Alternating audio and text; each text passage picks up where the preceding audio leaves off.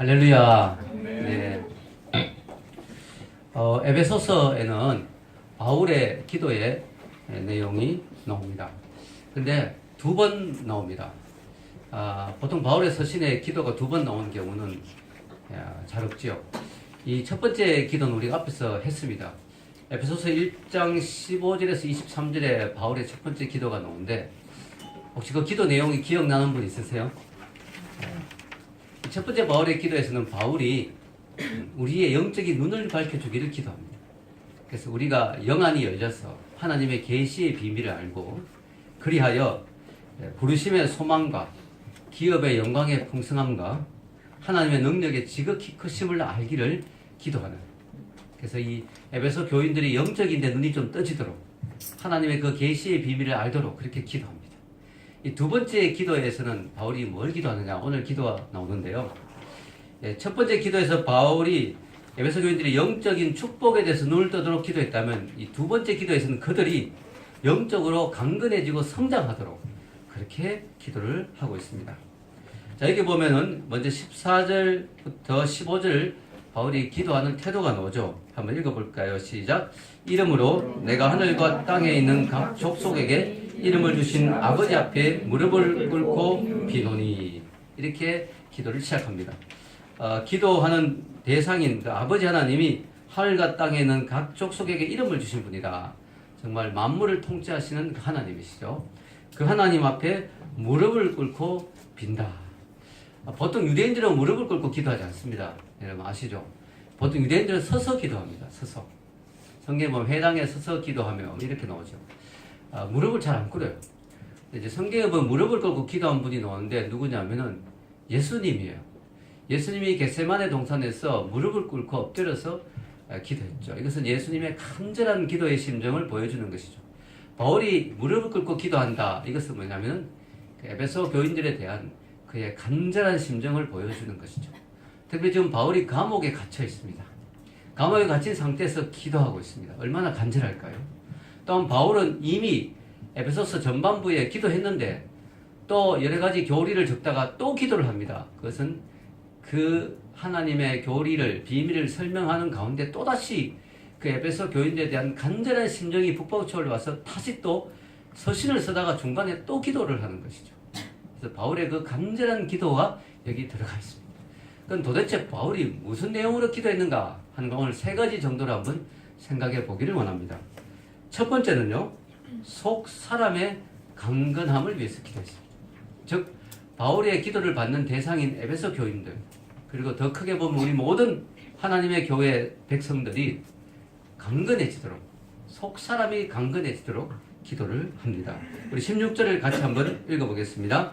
그의 영광의 풍성함을 따라 그의 성령으로 말미암아 너희 속 사람을 능력으로 강건하게 하시오며. 이 속 사람이란 말이 되게 어렵지요. 속 사람.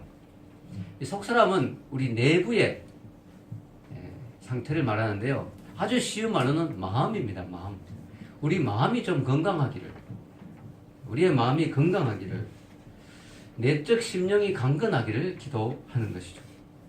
자, 우리 기독교인들, 우리 하나님의 사람들이 교회라고 했습니다. 교회는 건물이 아니고 우리 한 사람 한 사람이 교회라고 했죠. 영적으로 우리가 하나님의 성전을 같이 세워나간다고 했는데, 여러분 이 성전을 세우는데 이 건물만 해도 벽돌 하나하나가 부실하다. 그렇다면 이 건물이 되게 허약한 건물이 되지 않겠습니까? 우리 교회를, 예수 그리스도의 몸을 세우는 우리 한 사람 한 사람이 영적으로 건강해야 이 세우는 이 교회가 건강한 것이죠. 우리 별처럼 빛나는 교회 한 사람 한 사람이 영적으로 부실하다. 그럼 이 교회 자체가 건강하지 못한 교회가 되는 거예요. 별빛 교회는 참 건강하다라고 할 때 그 개념이 뭐냐? 바로 한 사람 한 사람이 영적으로 바로 서 있다. 심령이 강건하다 할 때 우리가 교회가 건강하다고 말할 수 있는 것이죠. 왜냐하면 내가 곧 교회이기 때문이죠. 자, 교회를 오래 다니는데도 별것 아닌 걸로 자꾸 흔들리는 사람이 있습니다. 믿음이 흔들리기도 하고 유혹에 잘 넘어가기도 합니다. 또 자주 시험에 들고 자주 상처를 받고 마음이 자주 무너져 내리기도 합니다. 이 모든 것이 뭐냐? 우리 속사람이 건강하지 못해 일어나는 현상입니다. 우리 속사람이 건강하면 웬만하면 상처를 받지 않고, 웬만하면 시험 들지 않고, 웬만하면 유혹에 넘어가지 않습니다. 우리 속사람이 건강할 때 그렇게 되는 거죠. 그래서 우리 속사람의 건강함이 정말 중요한 거죠. 우리는 사탄 마귀하고 영적 싸움을 싸워야 될 영적 군사입니다. 아멘입니까? 근데 군사가 허약하다. 군사가 걸핏하면 집에 가고 싶어요. 이러고. 군사가 걸핏하면 불평하고 너무 힘들어요. 이러고. 삶이 왜 이렇게 힘들어? 너무 이러면 영적 전투를 할 수가 없죠. 예. 우리가 마귀와 영적 싸움을 싸워야 되는데 우리 한 사람은 삶이 건강해야 이 속사람이 강건해야 영적 싸움을 싸울 수 있죠. 그렇지 않으면 우리가 우리 자신의 문제로만 계속 헤매다가 이 인생을 마칠 수가 있는 거죠. 영적 싸움을 못하게 되는 거죠. 그래서 사도 바울은 오늘 이 에베소 교인들을 위해서 기도하면서 가장 먼저 기도하는 게 바로 속사람의 강건함입니다. 여러분의 속사람이 강건하기를 주의 이름으로 축원합니다. 강건해져야 돼요. 우리가 강건해져야 돼요. 우리 그 사람을 위해서 우리가 많이 신경 쓰죠. 그 사람의 강건함을 위해서 우리는 신경 많이 씁니다. 꼬박꼬박 챙겨 먹고요. 또 좋은 거, 좋은 약, 좋은 음식, 건강식품 챙겨 먹고요. 또 돈 들여가면서 헬스클럽도 다니고요. 우리 그 사람의 건강을 위해서 우리가 신경을 많이 씁니다. 그죠? 요즘 건강에 대해서 사람들이 신경 많이 쓰잖아요. 근데 그만큼의 에너지를 우리는 속사람의 건강을 위해서는 별로 신경을 안 써요. 우리 속사람은 그냥 부실해서 골다공증도 오고 빈혈도 오고 허약해 쓰러지려고 하는데 신경 안 씁니다. 우리는 안 보이니까. 근데 사실 더 중요한 건 우리 속사람이거든요. 우리 속사람이 건강하면요 그 사람이 연약하면 극복할 수가 있어요. 아멘. 근데 우리 속사람이 약해지면 다 무너져 내리게 돼 있어요. 그래서 우리 속사람의 강건함이 정말 중요한 것이죠. 그래서 우리가 그 사람의 건강을 위해서 우리가 신경 쓰는 것 이상으로 여러분의 내적 상태, 내 마음, 내 속사람, 내 속심령은 지금 건강한가를 체크해보고 살펴보고 그 속사람의 건강을 위해서 우리가 시간을 투자해야 돼요. 아멘. 이걸 시간을 투자해야 돼요. 건강을 위해서 우리가 시간을 투자해야 돼요. 운동도 규칙적으로 해야 되고 밥도 꼬박꼬박 챙겨 먹어야 되고 그것처럼 우리 속사람을 건강을 위해서는 우리도 규칙적으로 말씀 보고 기도하고 경건의 훈련을 하고 해야 됩니다. 특히 오늘 말씀해 보면요 성령으로 속사람이 강건해진다고 되어 있습니다. 그래서 우리 속사람을 강건하게 하는 그 중요한 포인트가 성령님이에요. 성령 충만할 때 우리 속사람이 건강해져요. 성령이 충만하지 못하면 우리 속사람이 허약하죠. 그래서 우리가 성령님이 내 속사람을 건강해 주는 분이다. 그래서 우리 속사람이 건강하기 위해서 성령님이 기뻐하시는 영을 따라 살고 성령 충만하고 성령님 원하시는 그런 영적인 곳에 우리 시간을 드리고 마음을 드릴 때 속사람이 건강한 줄 믿습니다.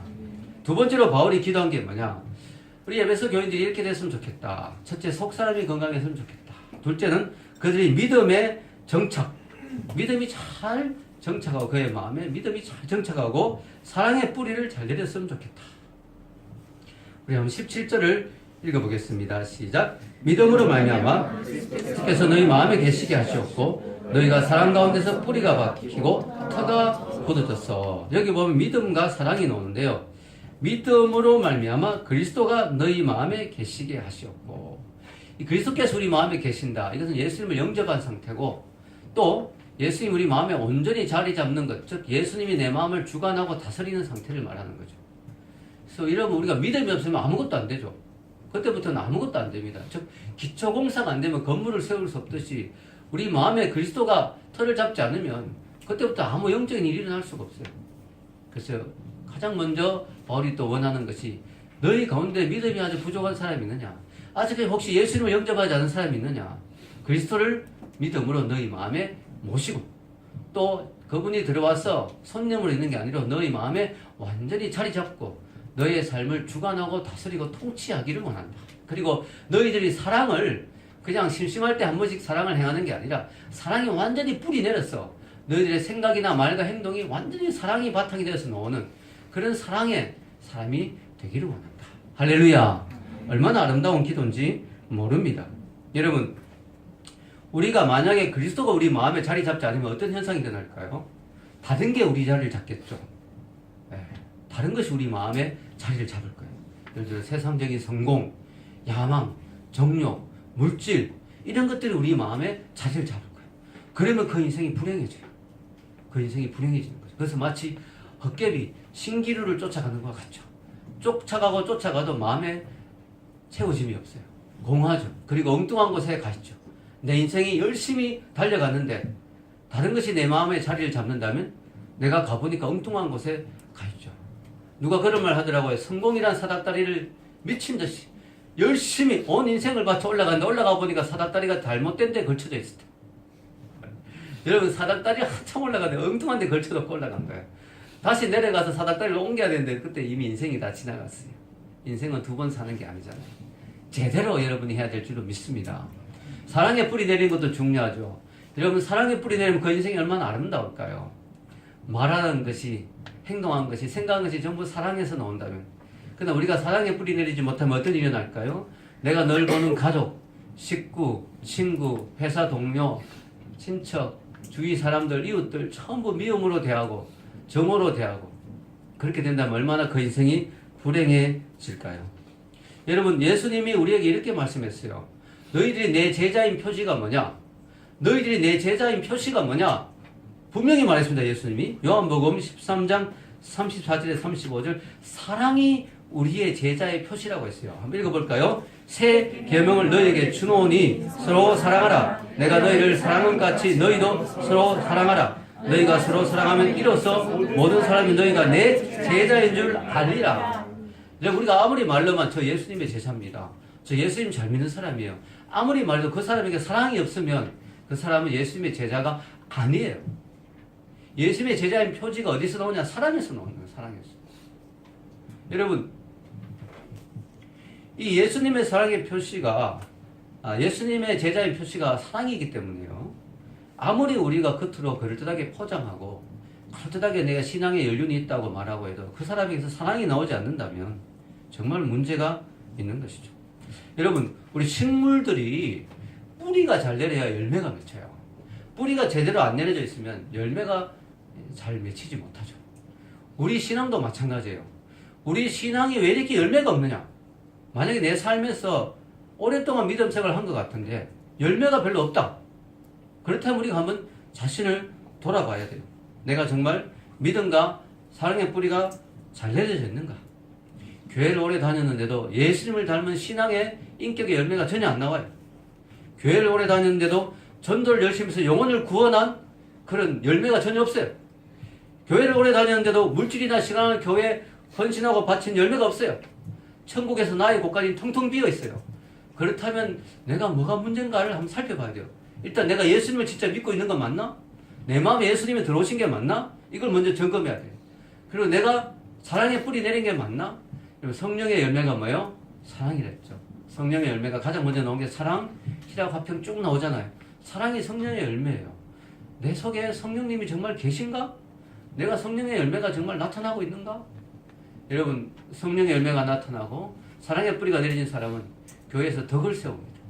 다른 사람을 격려하고 인정해주고 희생하고 헌신하고 그렇게 합니다. 그러나 사랑의 뿌리 내지 않은 사람은 자꾸 비판하고 판단하고 정죄하고 그렇게 되는 것이죠. 그래서 여러분 우리가 교회 안에서 정말 우리 자신을 돌아보라는 거죠. 저는 누구를 이야기하는 게 전혀 아닙니다. 저도 이 말씀하면서 제 자신을 자꾸 돌아봤어요. 나는 정말 믿음의 뿌리를 내리고 있는가? 나는 성령의 사랑의 뿌리를 내리고 있는가? 나는 잘 내리고 있어. 내가 30년 동안 예수를 믿는데 이거에 여러분 속지 마시고 내게 열매가 있느냐? 뿌리를 내렸다면 분명히 열매가 나와야 되거든요. 근데 내가 정말 열매가 있는가? 꽃이 향기가 나든지 아니면 나무가 과실을 맺든지 내가 그리스도의 향기가 드러나든지 내 속에 그런 열매들이 나타나느냐? 이걸 살펴봐야 된다는 것이죠. 그런 열매가 있기를 주의 이름으로 축원합니다. 세 번째는요. 바울이 또 기도하는 게 그리스도의 사랑을 알아가도록 기도합니다. 그들이 예수 그리스도의 사랑을 제대로 잘 알아가도록. 우리 18절 한번 읽어보겠습니다. 능히 모든 성도와 함께 지식에 넘치는 그리스도의 사랑을 알고. 자, 좀 전까지 사랑을 이야기했는데 사랑의 뿌리내라. 이것은 이웃에 대한 사랑이에요. 여기서 사랑은 예수님의 사랑을 잘 알아라. 이웃 사랑에서 예수님에 대한 사랑으로 지금 넘어간 거죠. 자, 여러분. 우리가 예수님의 사랑을 제대로 아는 게 왜 중요할까요? 그 사랑을 제대로 알아야 그 사랑의 근거에서 이웃을 사랑할 수가 있죠. 그럼 사랑도 받아본 사람만이 사랑할 수 있다고 하죠. 정말 예수님의 사랑을 제대로 흠뻑 경험한 사람만이 사랑을 할 수가 있고 나눌 수가 있는 것입니다. 여러분, 우리에게 임한 하나님의 사랑은 얼마나 큰가요? 저는 그런 생각을 좀 해봤어요. 이 말씀을 준비하면서. 요즘 젊은이들이 취직이 참 힘든데 특히 좋은 곳, 대기업, 아주 괜찮은 곳에 취직은 참 힘들다. 그 대기업의 취약에서는 정말 요구하는 게 많잖아요. 자소서도 써야 되고 또 뭐예요? 시험도 쳐야 되고 또 면접도 통과해야 되고 여러 가지 막 힘든 일이 정말 많죠. 거기다가 또 나 혼자 잘한다고 되는 게 아니고 또 상대평가, 다른 사람이 나보다 더 잘하면 난 또 떨어져야지. 얼마나 힘든지 몰라요. 근데 대기업보다 더 좋은 데가 천국이거든요. 비교가 안 되죠. 왜냐면 대기업 들어가면 뭐 4대 보험부터 여러 가지 좀 혜택이 많은데 천국 가면 모든 것이 다 주어지니까 천국만큼 좋은 곳이 없는데, 만약에 천국 들어가는 것을 이렇게 우리가 대기업 들어가듯이 하나님이 조건을 내걸었다면 얼마나 힘들었을까. 천국 들어가는데 우리가 원서내야 되고 자소서 써야 되고 우리가 시험 쳐야 되고 면접까지 다 봐야 되고, 그래서 또 내가 좀 열심히 했는데도 더 잘하는 사람이 있으면 내가 떨어뜨리고 내가 떨어지고, 이런 곳이라면 얼마나 힘들겠어 천국 들어가는 게. 근데 천국은 뭐예요? 조건이 없어요. 예수님을 믿어야 된다는 그 조건 외에는 조건이 없어요. 뭐 출신이 좋아야 된다든가, 뭐 좋은 학교를 나와야 된다든가, 성적이 좋아야 된다, 머리가 좋아야 된다, 아무거나 조건이 없어요. 여러분, 이게 바로 하나님의 사랑이에요. 아멘. 이 그리스도의 사랑을 좀 알아라는 거예요. 이 하나님이 엄청난 사랑을 베풀기 위해서 우리에게 뭘 주셨어요? 예수님을 주셨다는 거죠. 예수님이 핏값으로, 사실은 우리가 이런 조건 없이 들어갈 수 있는 바로 근거가 바로 예수님이 우리를 위해서 희생해 주셨기 때문에, 엄청난 핏값을 치렀기 때문에 우리가 이렇게 천국, 이 좋은 천국을 조건 없이 정말 하나님의 은혜로 들어갈 수가 있게 되는 거죠. 아멘. 이 사랑을 좀 알아라는 거예요. 바울이 이 사랑을 좀 알아라. 여러분, 천국이 참 좋은 게 뭐냐면요, 내가 조건이 나쁠수록 더 들어가기 좋은 조건이 됩니다. 세상에 이런 건 없어요. 이런 곳이 없어요. 이런 곳이 다른 어떤 종교에도 없어요. 내가 조건이 나쁠수록 천국 들어갈 수 있는 가능성이 더 높아져요. 왜냐? 죄가 심각할수록 내가 죄인이라는 사실을 더 잘 알 수 있기 때문에. 하나님은 우리에게 요구할 때 죄가 얼마나 없고 깨끗한가를 가지고 천국 들어가는 기준이 아니고, 천국 들어가는 조건이 유일한 게 뭐냐면 내가 얼마나 심각한 죄인인가를 깨닫고 하나님 앞에 회개하고 하나님 앞에 하나님을 의지하는 그 사람이 천국 들어가는 조건이거든요. 그래서 내가 상태가 심각할수록 유리한 거예요. 할렐루야. 여러분, 그래서요, 너무 착하게 산 사람 전도하기 되게 힘듭니다. 내가 이 정도면 해도 착하게 살았는데, 자기가 죄인인 걸 잘 몰라요. 다 죄인인데. 근데 진짜 감옥에 있는 사람들은 전도하기 좋죠. 자기가 죄인인 줄 알죠. 뻔하니까, 자기가 죄 지은 게 명백하니까. 여러분, 그래서 예수님 때도 예수님 되게 힘든 게, 전도하기 힘든 게 바리새인들. 나는 종교 활동 열심히 한다. 내가 구제도 하고 금식도 하고. 전도가 힘들어요. 자기가 죄인이라는 사실 인정 안 해요. 근데 세리와 창기들은 바로 예수님 앞에 눈물 흘리고 회개합니다. 그래서 예수님도 그런 말 했어요. 세리와 창기가 천국에 더 가깝다, 너희들보다. 그렇게 예수님 했어요. 그래서 우리 기독교가 너무너무 감사한 게, 정말 조건이 나쁠수록 더 좋은 조건이 된다. 이 얼마나 큰 은혜입니까? 이게 하나님의 뭐라고요? 사랑이다. 이 사랑을 좀 알아야 된다. 할렐루야. 예. 여러분, 그래서 이 천국 들어갈 수 있는 조건을 예수님이 다 만들어 놓으시고요. 우리가 천국 들어가면 어려워야 되는데 그 의의 옷을 예수님이 다 우리에게 입혀 놓으셨어요. 우리 성경 요한계시록 7장 14절 읽어볼까요? 이는 큰 환난에서 나오는 자들인데 어린 양의 피에 그 옷을 씻어 희게 하였느니라. 아멘. 여러분, 말이 안 되죠. 이게 옷을 피에 씻으면 옷이 더 더러워질 텐데 희진다는 거예요. 이게 무슨 피예요? 무슨 피니까 이렇게 희짓는 거예요? 옷이 예수님의 피죠.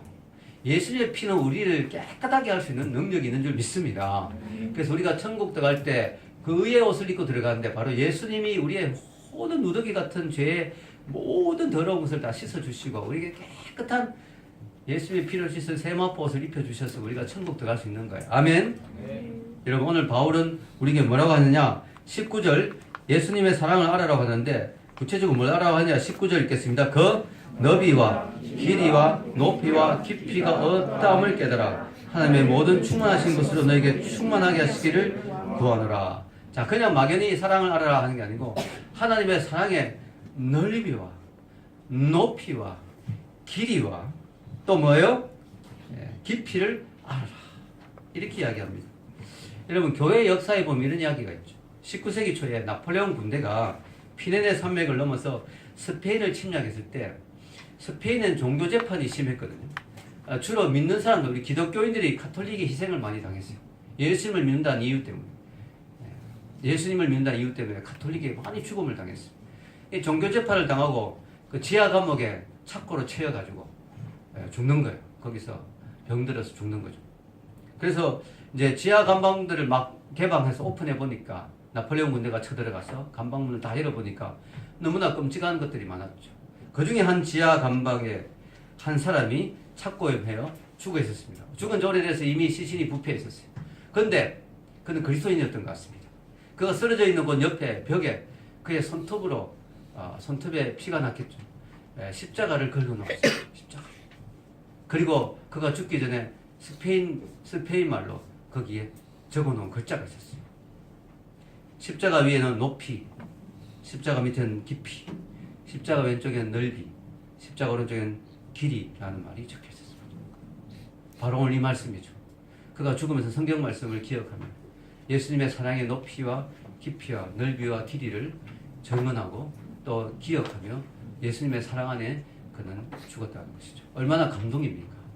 여러분, 이 넓이와 길이와 높이와 깊이가 하나의 관용적인 표현으로 사랑이 그만큼 깊다, 크다라는 뜻으로 말했다고 볼 수도 있지만 또 어떤 신학자는 이것을 구체적으로 적용해서 해석해 봅니다. 근데 이 해석이 저는 좀 좋더라고요. 그래서 제가 생각한 것들과 같이 좀 덧붙여서 말씀을 드리는데요. 자, 넓이란 말은 무슨 의미입니까? 하나님의 사랑의 넓이가 엄청나다는 것은 무슨 뜻일까? 그것은 바로 하나님의 사랑은 온 인류를 다 포함한다는 거죠. 너무너무 넓은 거예요. 하나님이 구원하지 않는 종족은 한 명도 없어요. 하나님이 구원해서 배제시킨 사람도 한 명도 없어요. 하나님은 모든 사람이 다 구원받기를 원하세요. 아멘. 하나님의 사랑의 넓이 스펙트럼은 너무너무 커요. 모든 사람이 다 하나님 앞에 나오기를 원하세요. 다만 안 나와서 구원받지 못하는 것이지 하나님은 원수까지 사랑하세요. 아멘. 하나님은 사실은 우리가 원수였죠. 하나님을 대적하는 원수. 바울 같은 사람 보세요. 하나님을 믿는 사람을 잡아 죽이고 교회를 진멸하려고 했던 그런 사람까지 받아주십니다. 할렐루야. 하나님의 사랑의 넓이는 너무나 크죠. 또 하나님의 사랑의 길이는 어떠합니까? 사랑의 길이 영원합니다. 창세 전부터 우리를 사랑하시고 영원까지 우리를 사랑합니다. 하나님의 사랑의 길이는 영원합니다. 여러분, 얼마나 깁니까? 인간의 사랑은 영원하지 못하죠. 사람의 마음은 바뀔 수가 있고 변할 수가 있죠. 여러분, 인간의 마음은 바뀔 수가 있어요. 또 인간의 사랑은 조건에 의한 사랑이죠. 저 사람이 마음에 들기 때문에 혹은 저 사람이 나한테 잘해주기 때문에 그런 조건으로 사랑합니다. 하나님의 사랑은 뭐냐면은 조건에 의한 사랑이 아니라 하나님의 사랑은 무조건적인 사랑이죠. 그래서 우리가 이렇게 표현하죠. 우리 인간의 사랑은 때문에 사랑이, 하나님의 사랑은 불구하고의 사랑이다. 우리 인간의 사랑은 무슨 이유 때문에 내가 너를 사랑한다. 하나님의 사랑은 무슨 이유에도 불구하고 너를 사랑한다. 무슨 나쁜 조건에도 불구하고 너를 사랑한다. 하나님의 사랑은 유통기한이 없죠. 하나님의 사랑은 영원합니다. 하나님의 사랑의 높이는 어느 정도입니까? 높이는 이건 사랑의 주체와 관계되는데 하나님의 사랑의 높이, 즉 그분이 어디에 위치해 있느냐? 저 높은 하늘에 위치해 있죠. 여러분, 그분의 사랑이 엄청나게 크죠. 그러니까 그 높이는 끝이 없죠. 여러분, 우리가 스승의 은혜와 부모님의 사랑도 참 하늘처럼 높다라고 표현하는데 우리 하나님은 그보다 더 높은 사랑을 가지고 계시죠. 하나님의 높이는 엄청납니다. 하늘보다 더 높습니다. 근데 너무 높기 때문에 실감이 안 날 뿐이죠. 하나님의 사랑의 깊이는 어느 정도입니까? 하나님의 사랑은 가장 밑바닥에 떨어진 죄인에게까지 하나님의 사랑이 미칩니다. 그래서 하나님의 사랑의 깊이는 한이 없는 거죠. 끝이 없는 것이죠. 그래서 여러분, 우리 인생을 살면서 아무리 심각한 죄를 지어도 하나님의 사랑은 우리가 빠진 그 깊은 웅덩이에 아무리 깊은 웅덩이까지라도 올 수가 있습니다. 그래서 여러분, 타락하면 안 되겠지만 혹시 여러분이 정말 타락해서 정말 인생의 밑바닥에 떨어지더라도 포기하지 마시기를 바랍니다. 하나님의 사랑은 거기까지 찾아올 수 있어요. 아멘. 예. 여러분, 하나님의 사랑에 이 엄청난 너비와 길이와 또 높이와 깊이를 알라고 에베소 교인들이 알기를 바울이 기도하는 거죠. 이 에베소 교인들은 이미 하나님의 사랑을 아는 사람이죠. 그러나 그걸로 만족하지 말고 더 알아가라. 하나님의 사랑은 끝이 없으니까 더 알아가라고 이야기를 합니다. 우리는 천국에 가서도 하나님의 사랑을 더 알아갈 거예요. 왜냐하면은 우리가 천국 가면 지금보다 많은 지식을 가지겠지만 완전한 지식을 가질 수는 없어요. 하나님만이 완전한 지식을, 우리 천국에서도 우리는 계속해서 공부합니다. 여러분 부담됩니까? 그 공부는 즐거운 공부, 하나님을 더 알아가는 공부. 여러분 누가 사랑하는 사람이 있다, 내가 진짜 사랑하는 사람을 만났다, 그 사람에서 더 알아가는 게 부담스럽습니까? 아니요, 더 알고 싶죠. 그 사람을 사랑하니까. 저 사람은 좋아하는 게 뭘까? 저 사람의 취미가 뭘까? 저 사람 좋아하는 색깔은 무슨 색깔일까? 저 사람 싫어하는 건 뭘까? 더 알아가고 싶죠. 우리가 사랑한다면. 우리가 천국 가서도 하나님을 계속 알아가요. 하나님은 무궁무진하시고 끝이 없는 분이기 때문에 하나님 알아가면 끝이 없을 거예요. 그래서 오늘도 바울은 이야기합니다.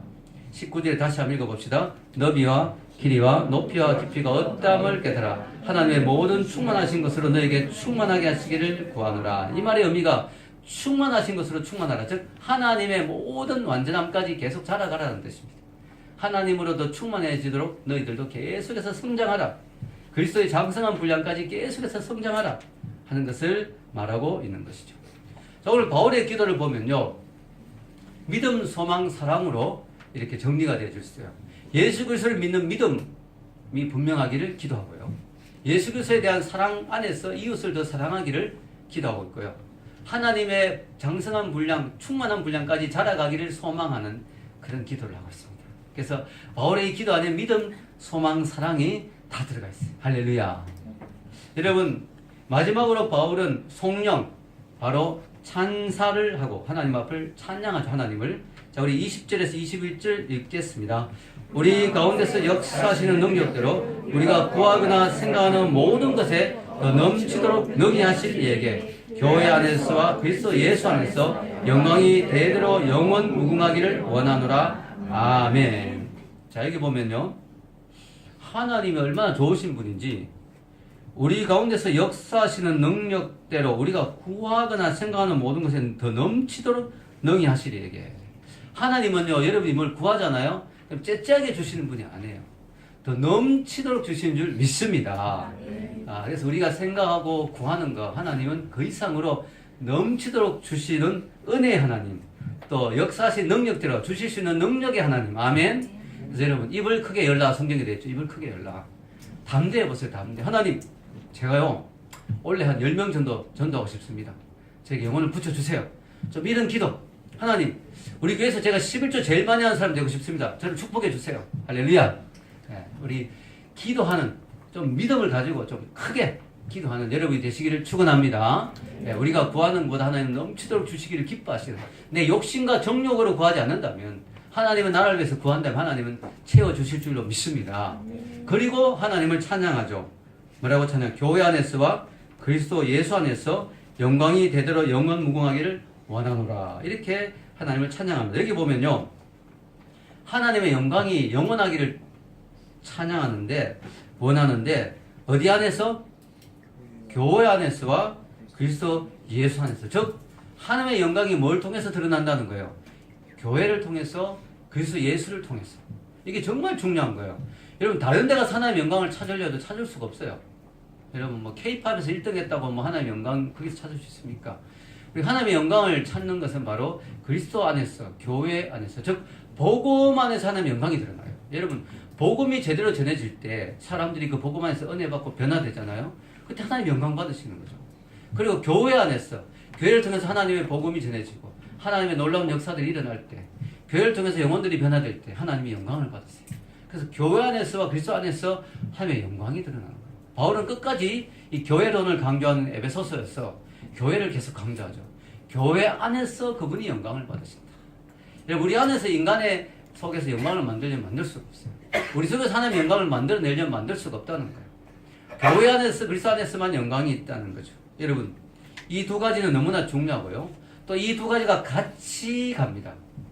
must go together. 같이 가야 돼요. 왜냐? 교회가 없이는 그리스도가 드러날 수가 없어요. 교회가 그리스도의 복음을 전하지 않으면, 교회가 그리스도의 복음의 증거자가 되지 않으면 그리스도가 전해질 방법이 없어요. 또 그리스도는 교회를 통해서 일을 하시죠. 교회를 통해서 그리스도가 드러나시고 일을 하시죠.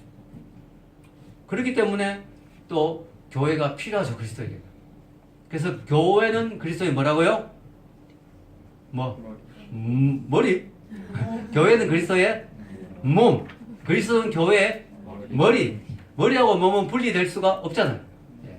그래서 같이 가야 돼요. 그래서 교회하고 그리스도가 같이 잘 일을 해야 진짜 영광이 극대화돼서 드러납니다. 그리스도 혼자 힘쓴다고 되는 게 아니고요. 교회가 다 말아먹으면 안 돼요. 교회가 다 말아먹잖아요, 요즘. 예수님의 영광을 다 가리죠.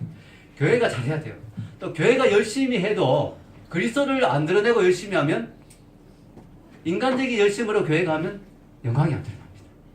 교회는 반드시 그리스도를 머리로 삼고 그리스도를 높이면서 열심히 해야 돼요. 또 그리스도는 교회와 함께 협력해서 일을 하시는 거죠. 그때 그리스도와 교회를 통해서 영광이 온전히 드러나는 줄 믿습니다. 아멘. 그래서 이 교회의 주인이 누구라? 나온기 목사? 아니, 예수 그리스도. 아멘. 예수 그리스도예요. 하나님이 내일이라도 제가 교회를 사임하라면 저는 사임해야 돼요. 누가 다른 사람 세우라면 세워야 돼요. 또 제가 하기 싫고 힘들더라도 계속 이 교회를 맡으라면 저는 맡아야 돼요. 왜냐? 내 교회가 아니니까 내 마음대로 하면 안 되잖아요. 아멘. 그래서 이 교회의 주인이 그리스도예요. 그래서 그리스도와 교회가 같이 하나님의 영광을 드러내는 거죠. 그래서 요즘 교회들이 욕먹는 게 자꾸 교회의 주인이 그리스도가 아닌 경우가 많죠. 그러니까 욕먹고 그리스도를 안 드러내고. 자, 여러분 결론을 내리겠습니다. 여기 보면요, 바울의 기도가 나오는데요, 우리 바울의 첫 번째 기도와 또 두 번째 기도가 나왔죠.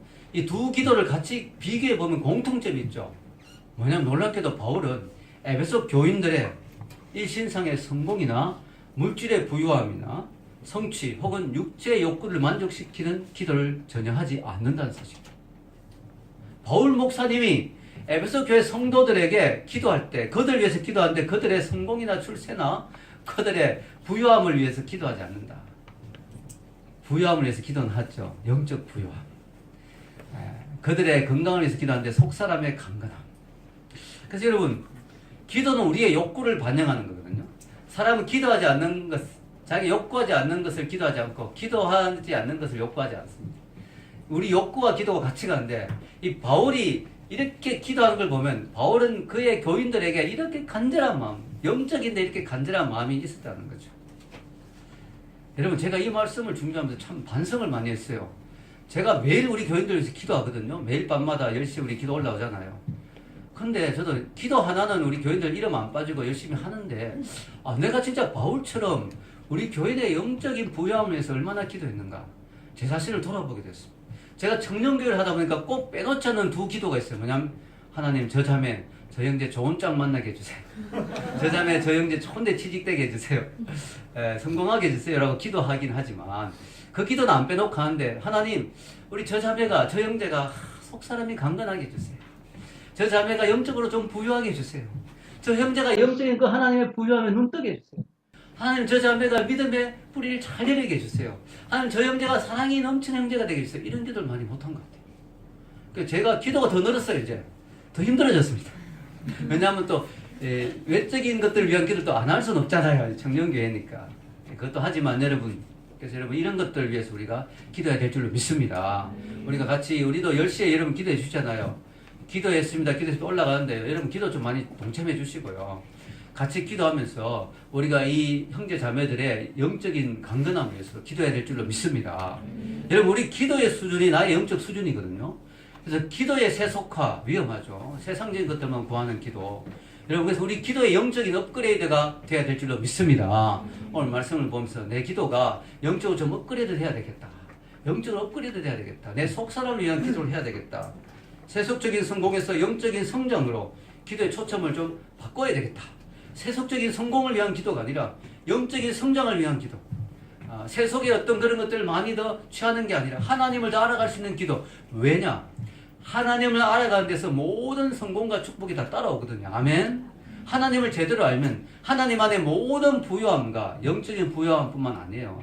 아브라함 같은 경우는 물질적인 복도 많이 받았잖아요. 하나님 필요하신 물질적인 복도 주세요. 하나님 복의 근원이시잖아요.